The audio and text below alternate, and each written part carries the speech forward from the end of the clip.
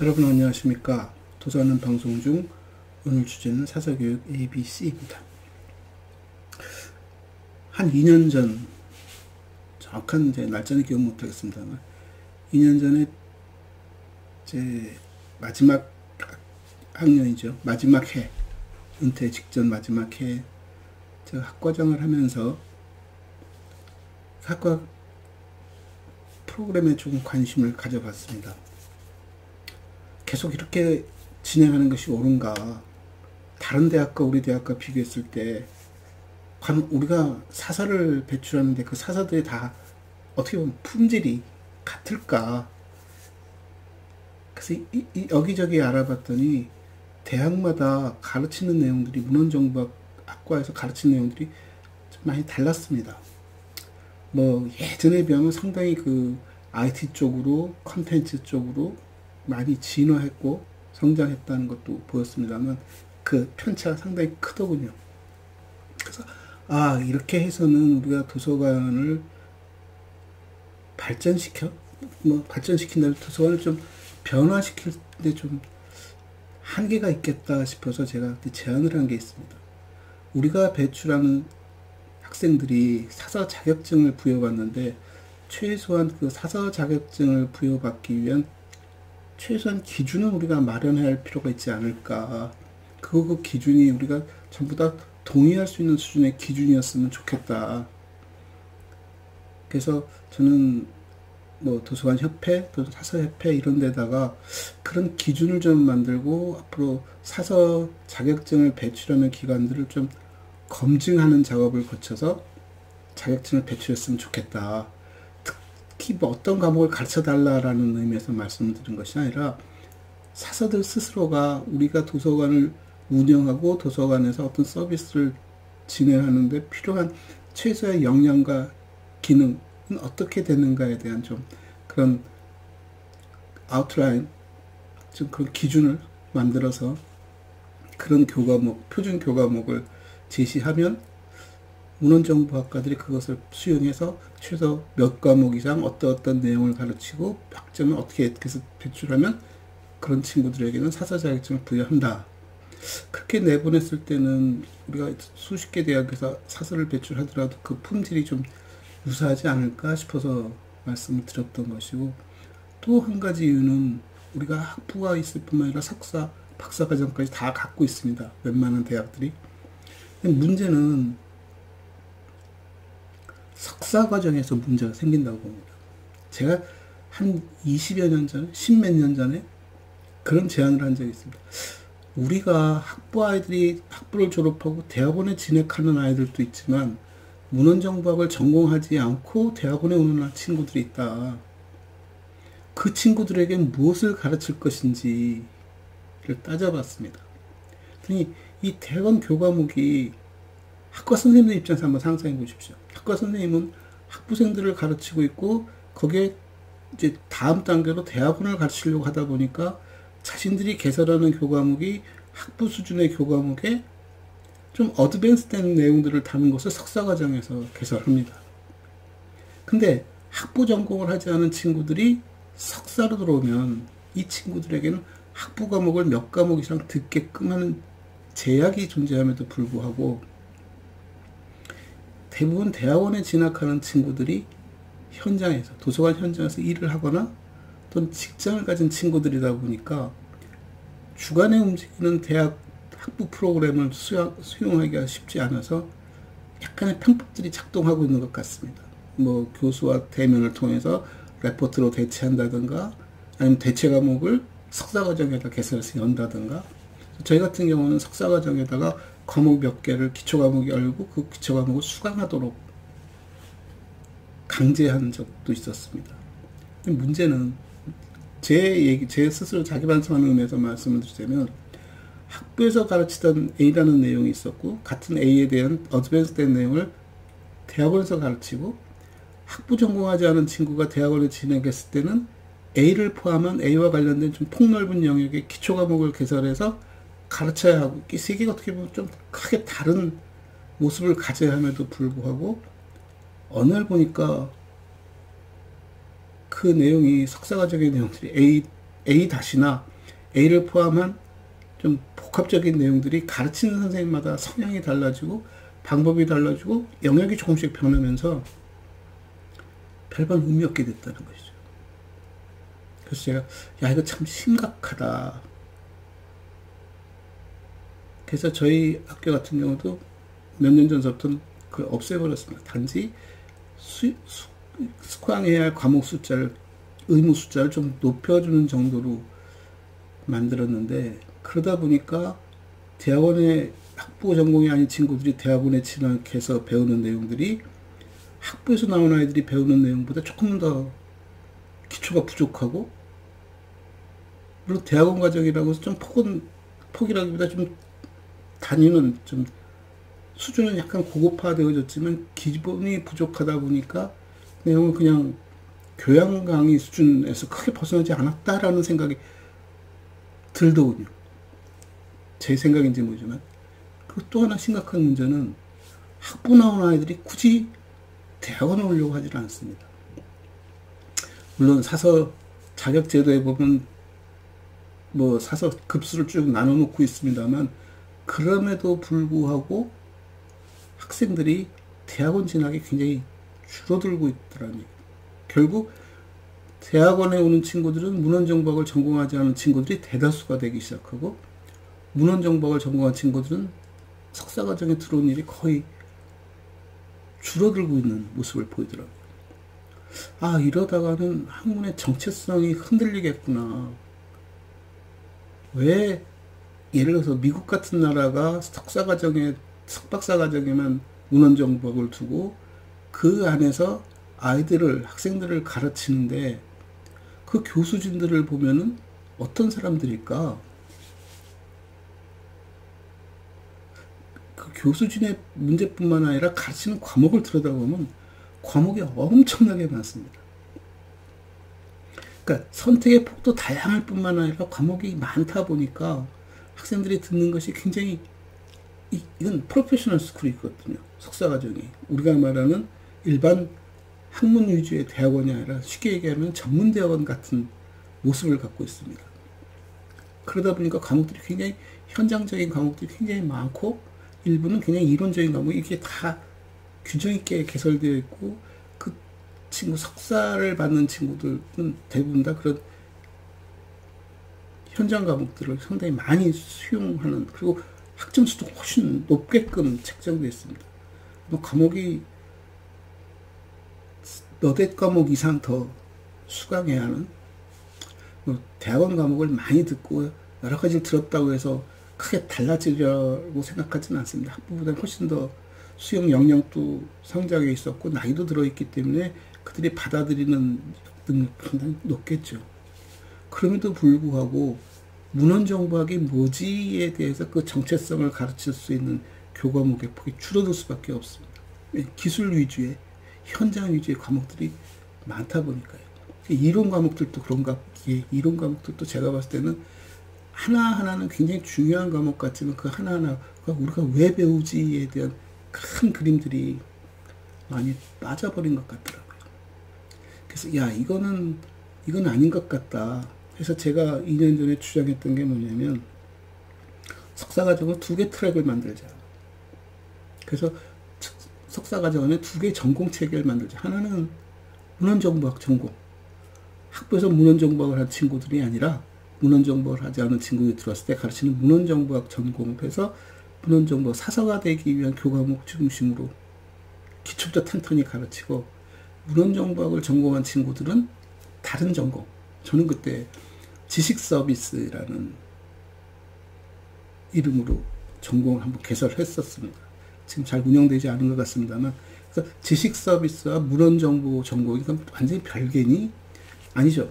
오버래핑 되는 부분이 상당히 존재한다. 그래서 그 오버래핑 되는 부분들을 이론 중심으로 잡아서 학부에서 문헌정보학을 하지 않은 친구는 도서관에서 필요한 기술과 이 지식 서비스와 문헌정보학 겹쳐지는 내용들을 가르치고 또 문헌정보학을 학부에서 했던 친구들은 이 지식 서비스라는 이름으로 전공을 하면 이 친구들이 성장해서 문헌정보학 학문을 키워줄 수 있을 것 같다 라고 생각했었습니다. 그럼 왜 거기서 지식 서비스라는 말이 나오지? 문헌정보학이라는 학문을 우리가 어떻게 쳐다보느냐에 대한 얘기일 수도 있는 것이고, 도서관 사세의 역할이 무엇인가를 바라볼 수 있는 계기가 되었습니다. 우리가 1957년도에 도서관 학과가 처음으로 한국에 생겼습니다. 미국의 대학에서 교수진이 와서 가르치면서 이제 자리를 잡았죠. 그들이 와서 가르치는 방법은 상당히 기술 중심이었을 겁니다. 그 당시 미국의 교육제도 자체가 전문대 수준, 전문 영역 수준으로 문헌정보학이 개설되어 있었기 때문에 아마 그런 내용들을 가르쳤을 거라고 봅니다. 그게 왜 도서관학에서 문헌정보학이 되었지? 굉장히 많은 얘기들이 있습니다만, 제가 이해하고 있기로는 학문 명칭에 도서관학이 뭐니? 의학이지 병원학은 아니지 않느냐? 뭐 이런 얘기들 속에서 도서관학이라는 것의 명칭에 대한 좀 어떤 위축됨?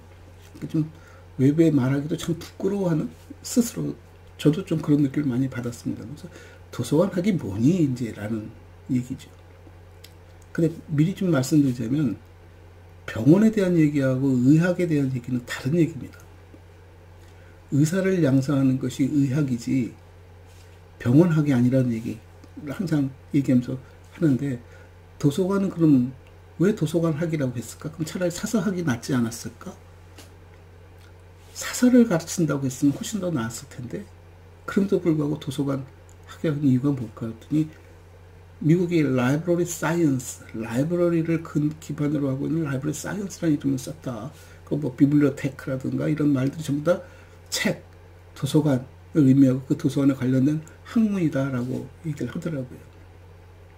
그래서 저는 얄팍한 생각에, 물론 비블리오테크니 이게 어원을 따지면 라이브러리가 도서관이라는 말을 제가 무시하는 건 아니지만, 라이브러리라는 말 안에 컬렉션이라는 개념도 들어가 있다고 놓고 본다면, 우리가 하는 거는 컬렉션에 대한 얘기를 하는 거야.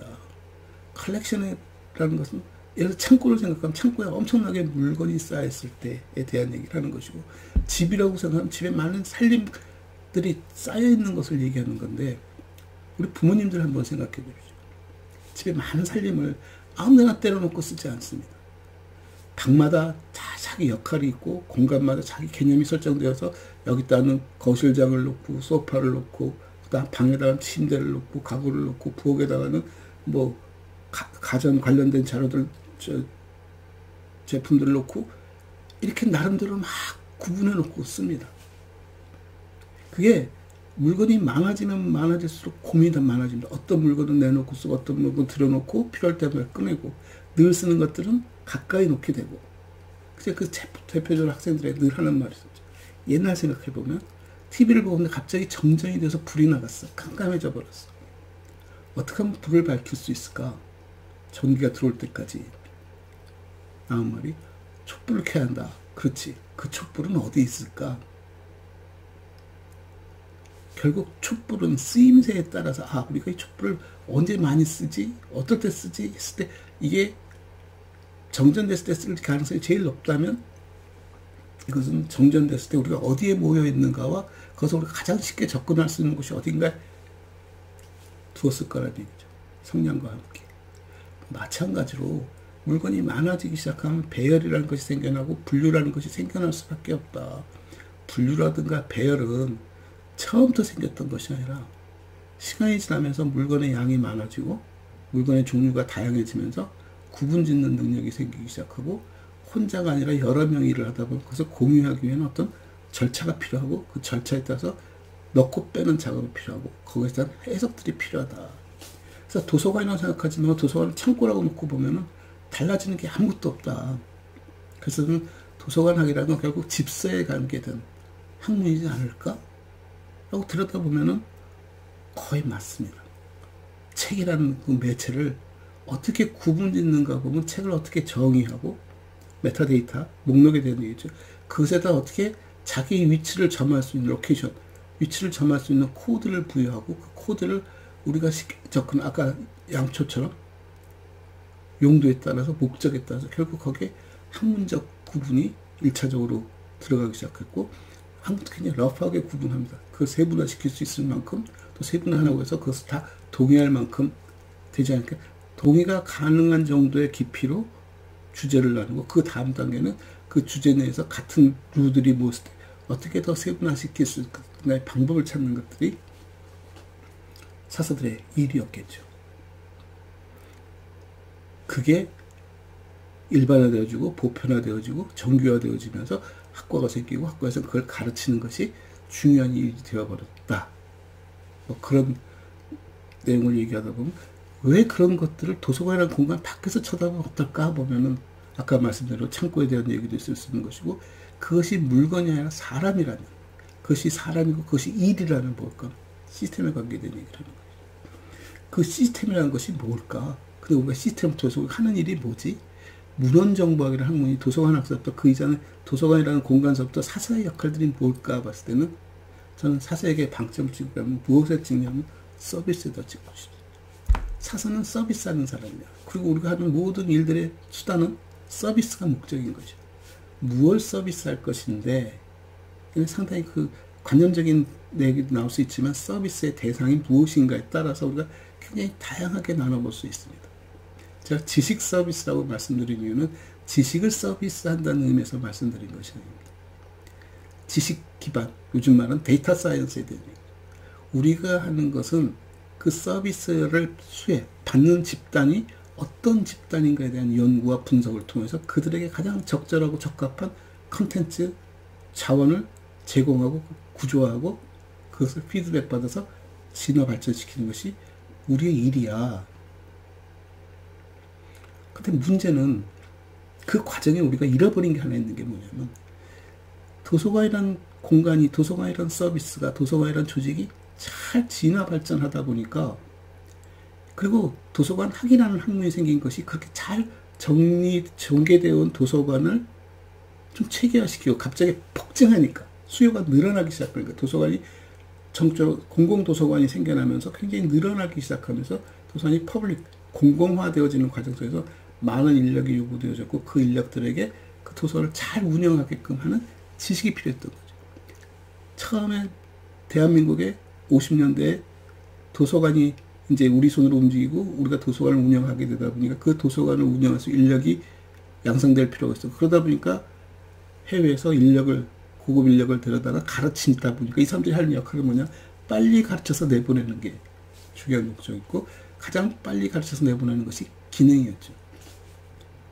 그리고 죄송스러운 말씀입니다만, 그렇게 기능을 배운 선배 선생님들이 다시 학과로 돌아오면서 그 기술을 가르치기 시작했습니다. 그래서 제가 지금 또 경계하는 것 중에 하나 뭐냐면, 도서관에서 사서로 일을 했던 사람이 다시 학과로 돌아왔을 때 어떤 일이 벌어질까? 그 사서에게 무엇이 가장 중요할까? 그 사서는 무엇을 가르치려고 들까? 물론 모든 사서가 다 똑같다는 얘기는 아닙니다. 다만 그 상황을 보자는 거죠.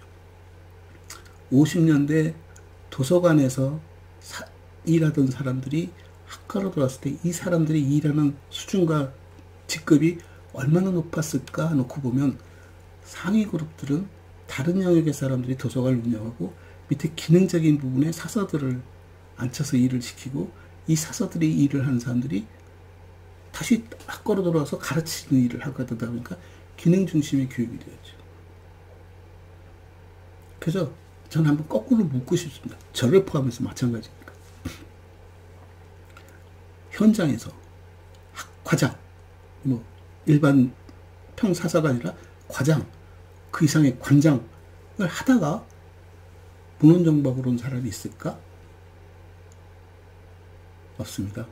저도 문헌정보학을 공부하고 문헌정보학과에서 학생들을 가르치다가 대학 도서관에 관장이 되었을 뿐이지, 제가 현장에 그냥 대학이나 이건 무관하게 현장에서, 특히 공공도서관에서 관장으로 일을 하다가 대학에 왔지는 않았습니다. 만약에 그런 분들이 있었다면 그분들은 도서관 경영에 대해 훨씬 더 경험이 풍부하고 더 많은 걸 우리에게 가르쳐 주었으리라고 봅니다. 근데 그러지 못하다 보니까 그 사람들이 주장하는 것은 뭐냐면 기술입니다.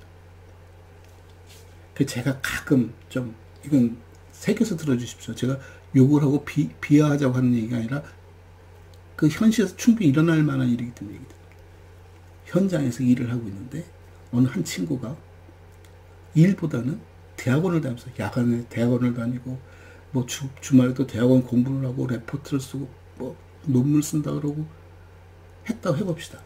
이 사람이 일에 충실했을까요? 아마 일에 충실하려서 엄청 힘들었을 겁니다. 그래서 그 과정을 생략하고 그러던 사람들이 7급, 8급, 6급 이런 위치에 있었던 사서 선생님들이 학위를 받고 났더니 모교에서 또는 다른 대학에서 초빙에 갑니다. 그 사람들이 현장에서 갖고 있는 자기의 경험이 어디까지일까요? 여러분 보는 거죠. 그렇게 그런 현장에서 성장하는 사람들조차도 자기가 평사서 처음 사서로 들어왔을 때 하는 일과 성장하면서 계장이 되고 과장이 되고 부관장이 되고 관장이 됐을 때 어떤 일을 하는가에 대한 체계가 거의 잡혀 있지 않습니다. 제가 봤을 때는 지금 아마 사서 출신들이 행정적으로 사서 출신들이 공공도서관의 관장이 되기 시작한 지가 10여 년 정도뿐이 안 됩니다. 아마 조금 더 시간이 지나면 이제 첫 초기 밑에 말단 사서에서 시작해서 관장이 된 사서들이 나오기 시작하면 아마 도서관에 대한 여러 가지 생각들이 기획이라든가 시스템이라든가 경영이라든가 조직에 대한 생각이 훨씬 더 폭이 넓어질 수 있을 거라고 봅니다.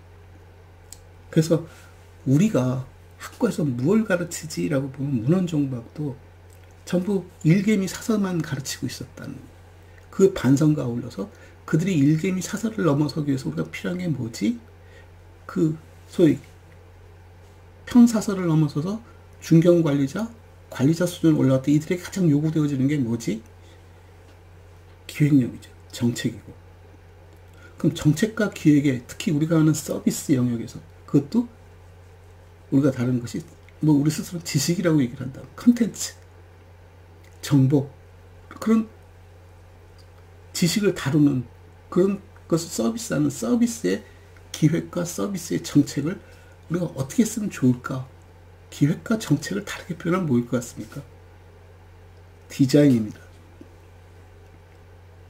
그래서 저는 사서들에게 진짜 평사서, 사서 실무로 일을 열심히 하길 기대한다면 학부에서는 철저하게 그들에게 그것을 가르치고 미래 비전을 너희들이 성장하면 이런 것을 하고 해야 해 라는 부분을 일부 가르쳐서 내보내거나 석사과정에서도 문헌정보를 하지 않은 친구에게는 이 기능적인 부분을 좀 더 강화시켜 줄 필요가 있고 학부에서 기능을 공부했던 학부 출신들에게는 이런 중견사서가 될 수 있는 그런 내용들을 좀 더 진지하게 가르쳤으면 좋겠다. 그래서 그런 것을 전제로 저는 학과를 그렇게 변화시켜 보려고 노력을 했었고 제가 뭐 뒤늦게 그 짓을 벌려서 조금 실효는 없었지만 저는 그것을 문헌정보학 전체 도서관계 사서들에게 좀 그렇게 해보자. 우리가 문헌정보학 끝내고 현장에 가서는 죽을 때까지 평사서인 것처럼 사서가 굉장히 중요한 일인 것처럼 물론 사서가 잘못됐다는 것이 아니라 그러지 않습니까? 공대 아이들이 갖는 딜레마가 하나 있습니다.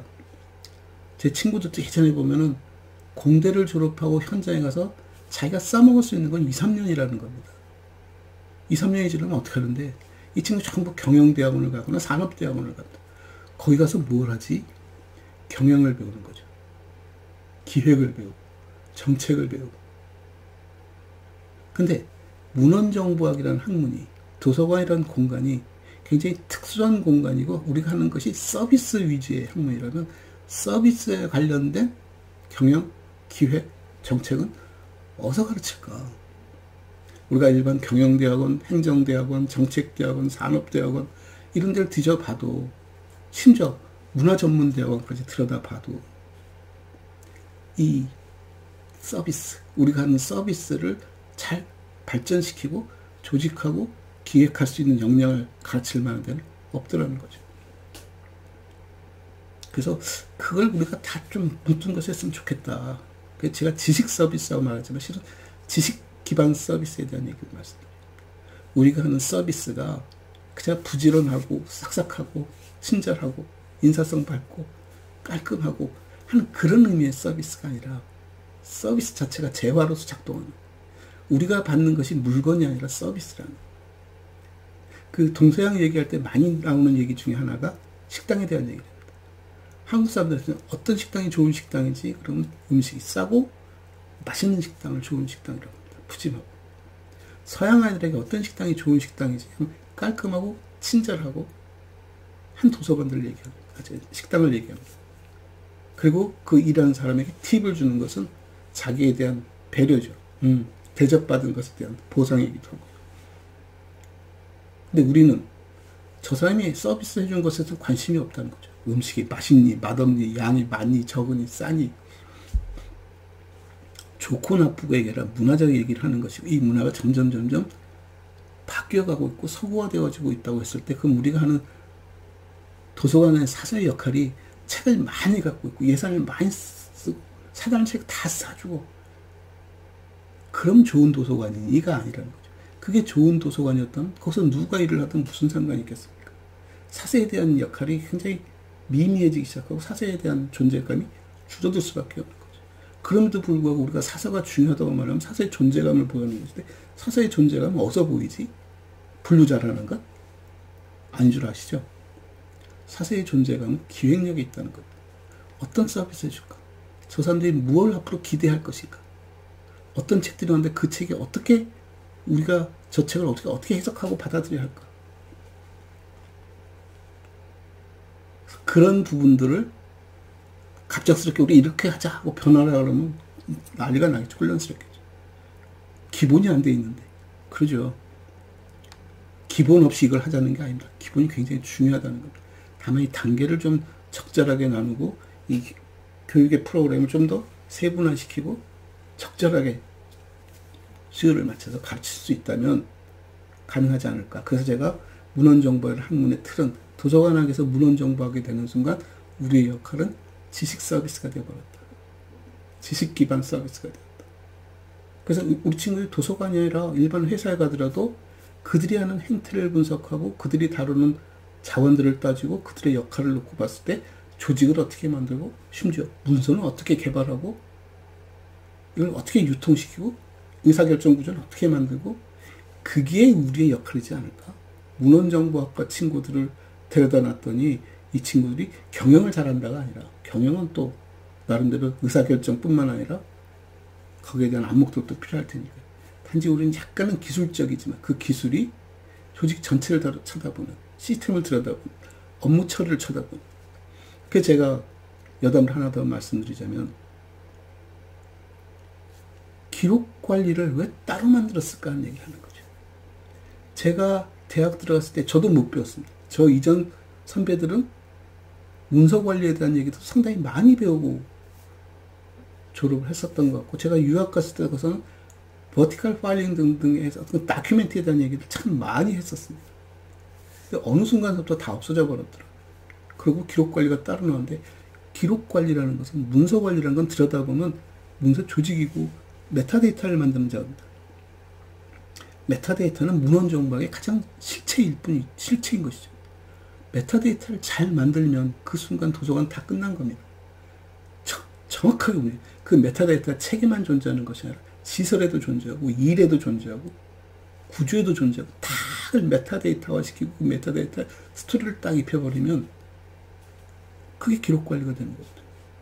그래서 문헌정보학과 기록관리를 해서 세분할 필요도 없고, 그것이 가장 기본적인 지식 기반 서비스의 본질이고, 그것을 통해서 우리가 사람을 대하는 것, 그 사람들을 사랑하고 사람들을 애정을 갖고 대하는 것, 그리고 그들을 위해서 우리가 어떤 일을 해줄 수 있을까를 고민하는 것, 아마 그런 것들이 잘 갖춰지는 그런 윤리적 교육까지 잘 겸비한다면 저는 도서관에서, 아니 도서관뿐만 아니라 어디서든지 사서는 대접받는 사람이 될 수 있을 거라고 생각합니다. 얘기가 약간 좀 추상적이고 이렇게 변두리적 얘기를 했습니다만, 제가 딱 보고 요 과목이 필요해, 요 과목이 필요해는 여러분들의 몫이라고 보고, 그런 변화를 좀 한번 주도하고 변화의 방향성을 잡고 우리 역할에 대해서 한 번 더 정의를 내리고, 우리가 일하고 있는 공간에 대한 의미를 새롭게 해석하고, 우리의 역할이 그 시대적으로 반영했을 때 우리가 그럴 수밖에 없었던 그 당시를 부정하자는 것이 아니라, 그것을 기반으로 했을 때 우리가 이 바뀐 현상과 사회 속에서 우리의 역할은 무엇일까에 대한 얘기를 한번 진지하게 논의해 봤으면 좋겠습니다. 고맙습니다.